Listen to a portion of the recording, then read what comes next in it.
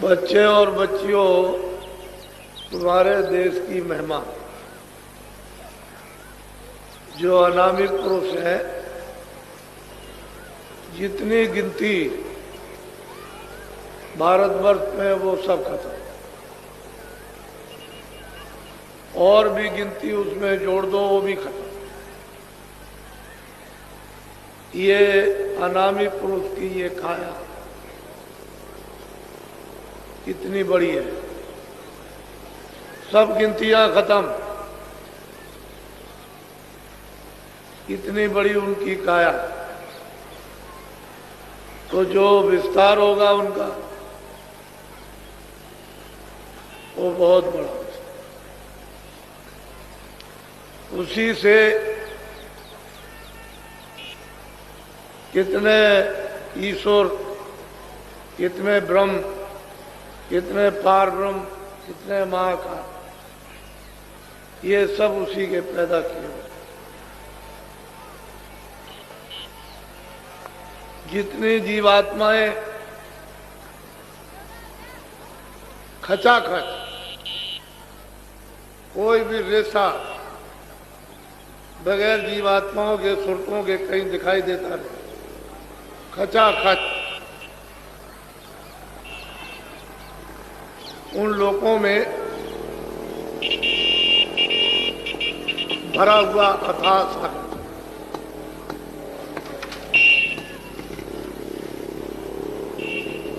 जो वहाँ की जो सुरतें वहाँ रहती हैं, उनके लाखों लाखों ब्रह्मों के बराबर, यानी एक एक सूरत में प्रकाश है। वो ब्रह्म और ईश्वर की वहां कोई महिमा नहीं, वो पार ब्रह्म की वहां कोई भी महिमा नहीं। वो एक सूरत, एक एक सुरतों का, एक एक जीवात्माओं का इतना इतना प्रकाश, ये कुछ नहीं। ये सारी जीवात्माएं वहीं से आई। जब उन्होंने अपने से अलग रचना का विस्तार किया तो पहले अगम लोक मंडल बनाया,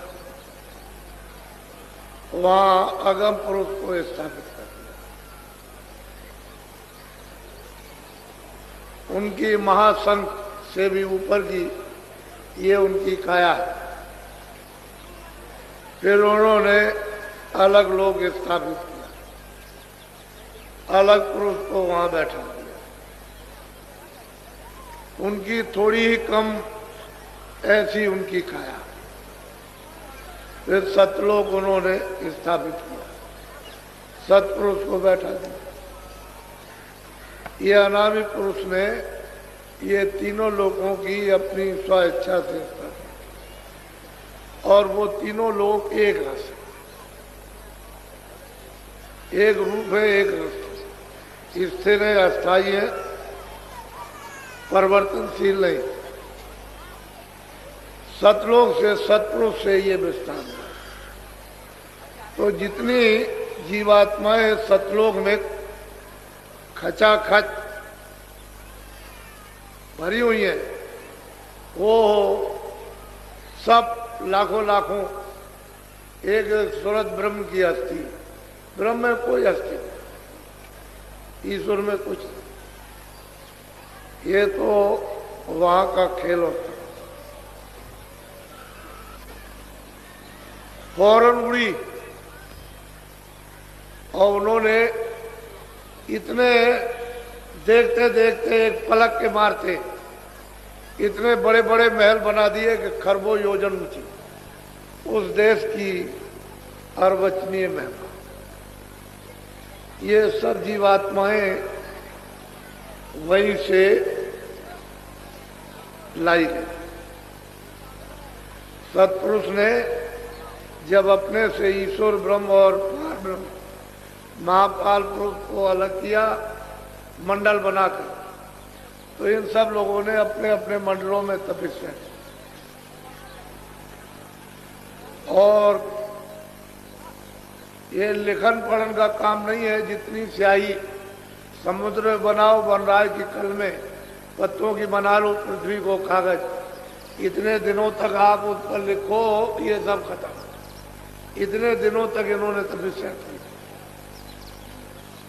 ईश्वर ने जिसको खुदा कहते हैं, ब्रह्म ने जिसको रब कहते हैं, पार ब्रह्म ने जिसको अल्लाह कहते हैं, महाकाल पुरुष ने सबने तपस्या की घना घोर, और सत्पुरुष को खुश करने कि हमसे प्रसन्न हो जाए। हमको देश से क्यों निकाल दिया, अलग क्यों कर दिया, कोई कारण तो होगा ही। तब वो तो उनकी मौज मर्जी की बात। इतने दिनों तक ये तप करते रहे, तब वो उसके बाद सत्पुरुष इनसे प्रसन्न हुए कि तुम्हारी तपस्या पूरी हुई, हम तुमसे खुश हैं, बोलो तुम क्या चाहते। फिर उन्होंने सतलोक के समान राज मांगा कि जैसा आप, इनको मालूम हो गया था कि मुझको निकाल दिया, तो राज मांगा कि आपके राज के समान ही हमको राज। तो मौज मर्जी सत्पुरुष की थी।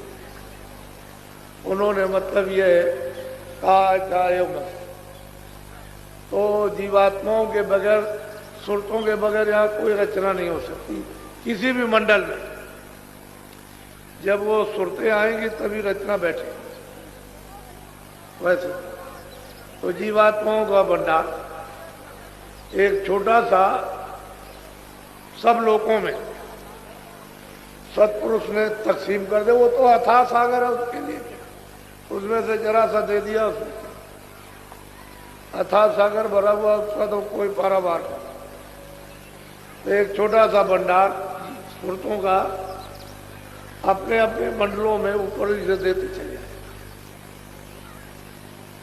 तो इनको भी बांट दिया निरंजन भगवान को, ऐसे ही ऊपर से बांटते चले आए। तो अपने अपने भंडार को इन्होंने सबने स्वीकार कर दिया कि मालिक मुझसे प्रसन्न हो गए, बस ये भंडार लेकर के उधर तो नामी के द्वारा उतार के ले आएंगे, दूसरा कुछ। जब उतारा जाएगा तो एक आवाज से दूसरी आवाज, एक नाम से स्थान तक ले आएंगे तो वहाँ वो नाम वही, फिर वो अपने नाम पर उतार ले, अपनी आवाज पर, अपने बाजे पर।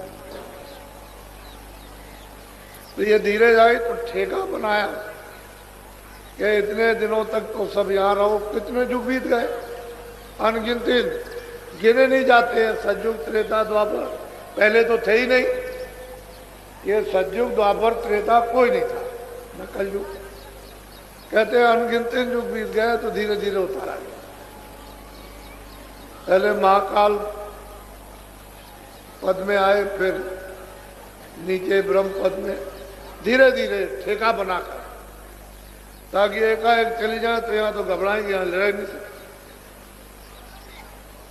तो धीरे धीरे उतार उतार कर धीरे धीरे फिर जब ब्रह्म स्थान पर ले आए तो वहाँ इनको बहुत आनंद में थे, कोई तकलीफ तो वहाँ थी नहीं।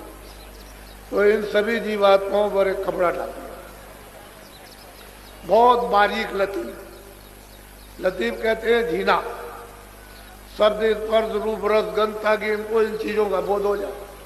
शब्द का भी बोध हो जाए, रूप का भी बोध हो जाए, स्पर्श का भी बोध, गंध का भी बोध हो जाए, यानी पांचों चीजों का बोध हो। तो सूरत को मालूम तो हो गया कि मेरे ऊपर में कोई चीज फेंक दी गई, लेकिन वो इतना तेज, इतना प्रकाश कि उसमें कुछ पता भी नहीं चलता, कपड़ा डालते। इसको कहते हैं कारण का। यही से कारण बीज बनेगा।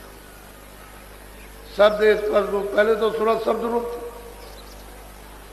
वो तो स्वयं ही शब्द रूप थी,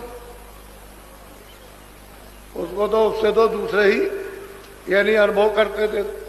तो जब यहाँ कपड़ा डाल दिया, धीरे धीरे शब्द, स्पर्श, रूप, रस, गंध, बहुत ऊंचाइयों तक।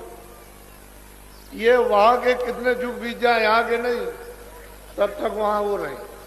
फिर नीचे उतारा गया तो वो जो मसाला था वो नीचे मोटा बनेगा, तो सूक्ष्म जब निरंजन भगवान के स्थान पर आए तो वहां एक है उससे थोड़ा मोटा प्रकाश, वहां भी है, वहां भी कोई अंधेरा नहीं है, तो मोटा कपड़ा डाल दिया, बहुत वो भी बारीक।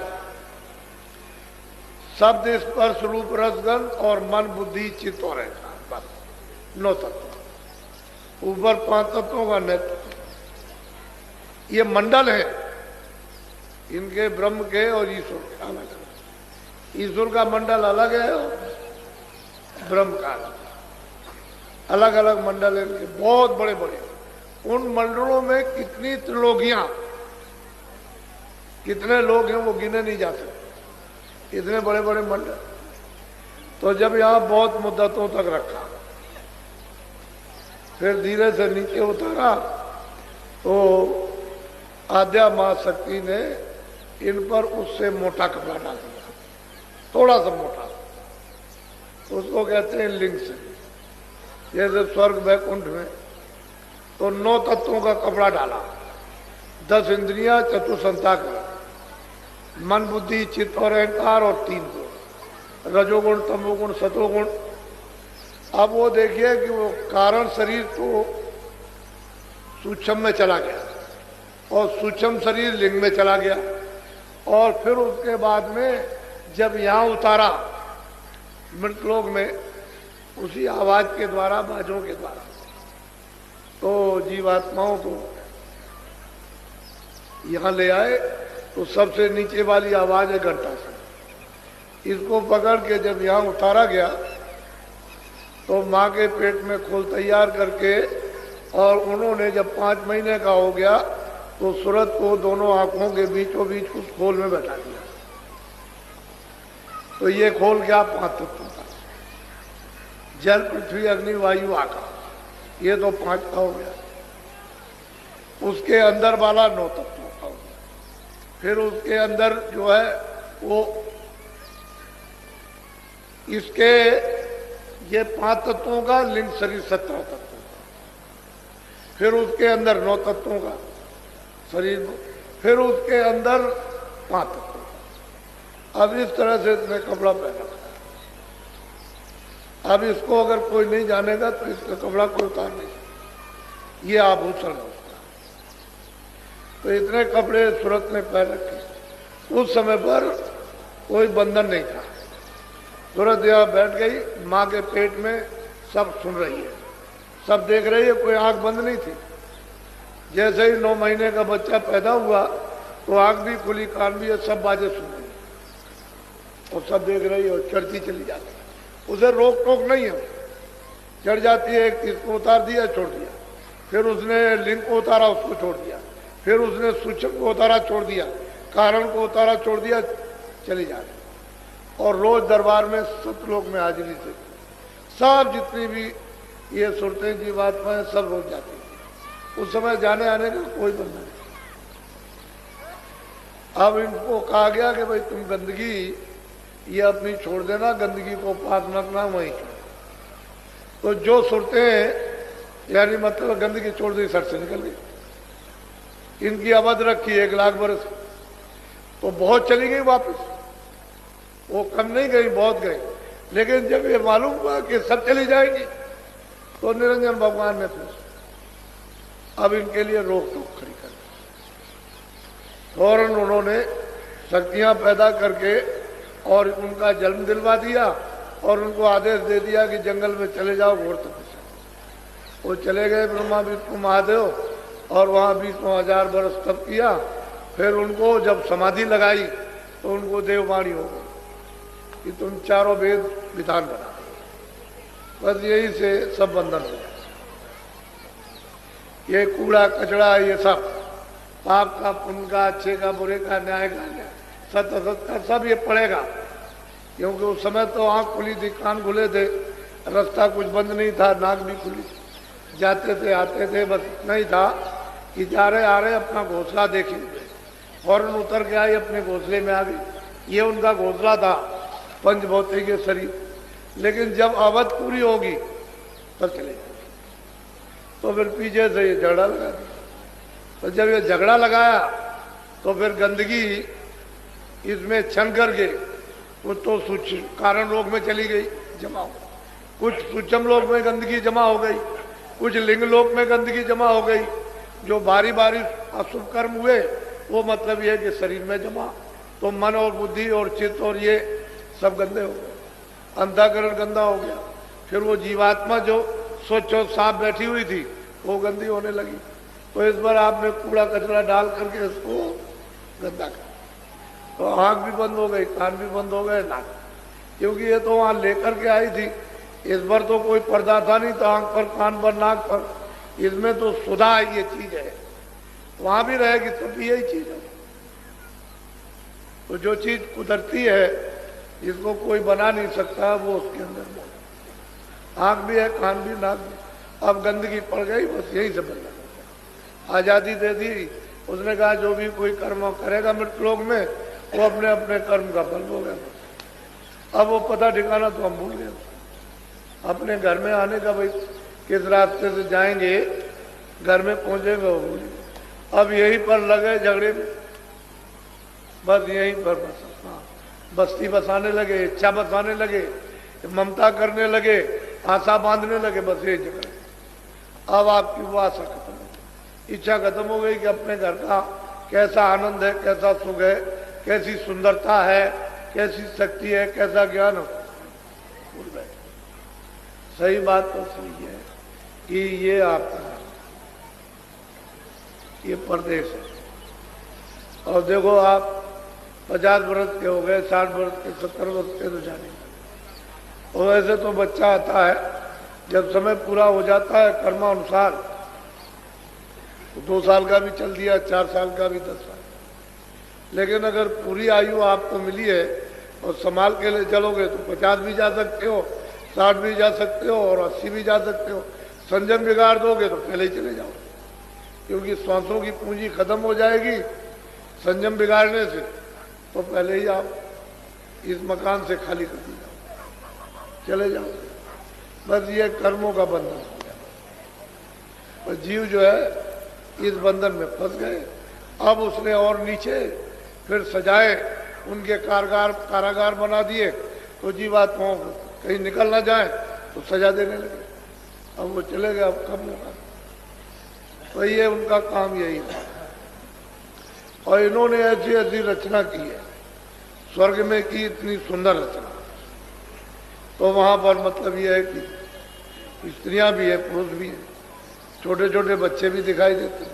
बहुत सुंदर रचना, बहुत खूबसूरत, यदि चित्रकारियों से ऐसी सुंदर है। वहां के लिबास, पहरावा, कपड़ा तो नहीं है रुई का है, रेशमी ये कपड़ा तो नहीं, लेकिन मालूम होता है कि ऐसा सुंदर कि वो जेवर वगैरह जो उसकी काशी सहराव बेल बूटों का इतना सुंदर है कि वो मोहित हो जाए, ऐसा लिबास। स्त्रियां जो वहां की चमकीली है, यानी वस्त्रों को मालूम होता है पहरे हुए इतने चमकदार हैं कि तुम फौरन मोहित हो जाओ। वो अप्सराएं उधरी रहती है, नित्य नाच, नृत्य होता रहता है। ये नाच आज क्या चीज है? कुछ नहीं, हर वक्त 24 घंटे हर क्षण नाच होते रहते, विचित्र भांत के नाच। तो साधक के लिए तो अगर कोई बताने वाला नहीं तो उधर से आगे जा ही नहीं सकता, वो तो वहीं बच जाए। तो उसने ऐसा माया का जाल कि इससे बचो, यहाँ तो वहां लक्ष्मी है, सावित्री है और पार्वती, और वहां स्त्रियां हैं, दोनों घेर लेंगे, ऊपर नीचे दाएं बाएं रिद्धियां सिद्धियां सब घेर के खड़ी हो जाती हैं। तो बुद्धि का हरण, प्रलोभन दे देंगे, बस आपकी साधना खत्म। ऊपर जाइए तो आध्यात्म आ सकती, उसका इतना बड़ा लोक है कि मतलब यह है कि कितने, मतलब यह है कि करोड़ों कि 1, 2, 4, 10, 20 करोड़ नहीं, कितने करोड़ों का लंबा मैदान, उसमें औरतें ही औरतें, स्त्रियां, तो उससे जाल से निकालना बहुत। ये स्वर्ग वैकुंठ में कुछ नहीं है, जो आद्या महाशक्ति लोक में जो देवियां हैं, ऊपर में पुरुष है, वो निरंजन भगवान विराजमान, वो काहे को जाने देंगे किसी को? उनके ऊपर में वो माया वो सबको रोके रहती है, उसका भी माया रूप, स्त्री का रूप है वो भी। उसकी सुंदरता अनोखी विचित्र है, ऐसी सुंदर और मोहित करने वाली कि तुम्हारे ऐसे कितने मतलब ये है कि सब फना हो गए, वो जा ही नहीं सकते। फिर उसके ऊपर में ब्रह्म है। उसका मतलब ये, वो चीज ये है कि अंदर का राज किसी को पता ही नहीं, वो जानते ही नहीं। और आप क्या आपको मालूम है संसार में आप जब तक महात्मा नहीं मिलेंगे ये जीव बेचारा क्या करे। वही सूरत है जो हजारों लाखों करोड़ों ब्रह्मों की वो शक्ति और प्रकाश रखती थी, आज वो बूंद रूप से एक जर्रा एक कण, उससे भी छोटी, हजारों गुणा कड़के कर दी जाए उससे भी छोटी, वो मतलब ये है कि वो सूरत हो। और फिर उसका जो प्रकाश था वो सब इस जड़ में जल हो गया, लय हो गया। अब बिना महात्मा महापुरुषों के इसको कोई समेट भी नहीं सकता, क्योंकि उनको मालूम है कि कहाँ बैठी है, उनको पता है इसमें क्या है, आंख भी है, कान भी है, नाक भी है, ये बरामद ये समेटी कैसे जाएगी, उधर से खींची किस तरह से जाएगी, प्रकाश सिमट करके कैसे आएगा, ये उनको मालूम। योगी योग करते रहे वो भी बेकार हो, उससे भी कोई लाभ नहीं। प्राणायाम किया नीचे से तो यहाँ आंखों के सामने आए, तो वो फिर यहाँ से ऊपर जाना तो वो मेहनत 60 बरस 70 बरस 80 बरस की बेकार हो गई, क्योंकि यहीं तक आना नीचे से फिर ऊपर जाना। अब संतों महात्माओं ने कलयुग में यहीं से जीवों को ऊपर उठा लिया, ये नाम की डोर को पकड़ो चलो यहीं से, इसमें कोई तकलीफ नहीं, कोई प्राणायाम नहीं करना, कोई शारीरिक तकलीफ नहीं, कोई परित्याग नहीं, कोई मतलब है छोड़ना छाड़ना नहीं, बस अपना सहज जो भी शरीर अच्छा के लिए पहनते हो खाते हो खा, उसमें कोई दिक्कत परेशानी। और सहज में इधर से अपना ध्यान तवज्जो हटाकर उधर लगा दो, बस इधर से पौधा उखाड़ो, इधर जो आपने ख्याल और ध्यान इधर आशा और बासा आपने इधर फैला रखी उसको हटा लीजिए, इधर लगा दीजिए, तो इतने में तो काम बनेगा। बुल्ला साहब थे, उन्होंने किसी ने पूछा कि आपने कैसे भगवान को पाया, कह रहे अरे भाई क्या है, इधर से जैसे मैं पौधा उखाड़ता हूँ और ये इधर लगाता हूँ, जैसे धान उसका पौधा इधर लगाया खेत में, कह लगे भाई इतनी देर में भगवान मिलता, इधर से ध्यान हटाओ इधर लगा दो, इतने में काम। तो कलयुग में इसीलिए तो उन्होंने कहा कि कलयुग के समान कोई सरल सुलभ भगवान की प्राप्ति के लिए दूसरा जीवों के लिए है ही नहीं, ये सुलभ युग है। फिर इसमें महात्माओं का पदार्थ, ऊपर से सत्पुरुष ने उन संतों को भेजा कि जाओ जीवों को ले आओ, जगा के चिता के समझा के प्यार करके हर तरह से उनके सब सुन के साफ सुथरी करके अच्छी तरह से उनको धो धा के ले आओ। और क्या हो तो प्यारी करते, प्यारी से बता सकते, दूसरा और कुछ नहीं। शक्ति नहीं, शक्ति तो कर सकते, लेकिन वो शक्ति करेंगे तो बदनाम होगा। इनमें कालंक है तो उनमें दयाल है, कालंक का नाम निशान नहीं।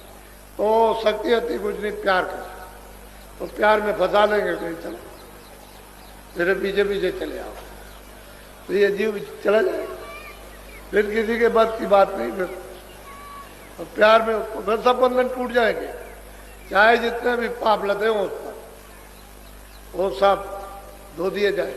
वो तो वहां धोने की नदी है, फौरन पोर दिया उसमें, बस छटक फटक करके साफ।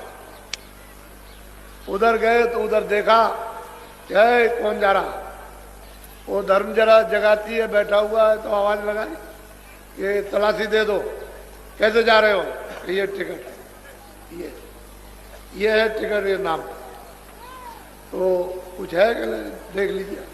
तो देखा उनका चिता, जब कुछ झाड़ा लेगा, क्योंकि वो तो गार्ड जगाती सबका झाड़ा लेता है, जैसे वो डिटेक्टर लग जाता है कि तुम उधर जा रहे हो तो दिखाओ कुछ है तो नहीं तुम्हारे पास, हथियार वगैरह कुछ बम बम, तो तलाशी लेते हैं तो सब जो जाता सब। ऐसे उधर कोई भी जाएगा सब चीज, जब कुछ नहीं निकलेगा कैसे, कुछ नहीं कर सकते। तो आपने तो अभी मतलब यह है कि कहीं गोता लगाया ही नहीं, जाने नहीं कि गोता जीवात्मा है कहाँ लगा के फड़फड़ा करके शुद्ध पवित्र और साफ हो जाती है। तो महात्मा ले जाते हैं, उसमें नदी में बोरा बोर देते हैं कि कर ले स्नान जल्दी से, कलमल के जितने भी कर्म अशुभ शुभ इनको धो डाल जल्दी से। तब ये जीव धोता है, उसमें नहाता है। इनको बेचारों कहाँ का नाम, नदी कहाँ बह रही, कर्मनाशा नदी कहाँ है इन्हें क्या पता। कर्मनाशा नदी है, उसमें स्नान वो महापुरुष कराते। तब ये जीव इस योग होते हैं कि हम आगे चले गए। नहीं कैसे कर्मनाश ना हो तो कौन ले जाएगा।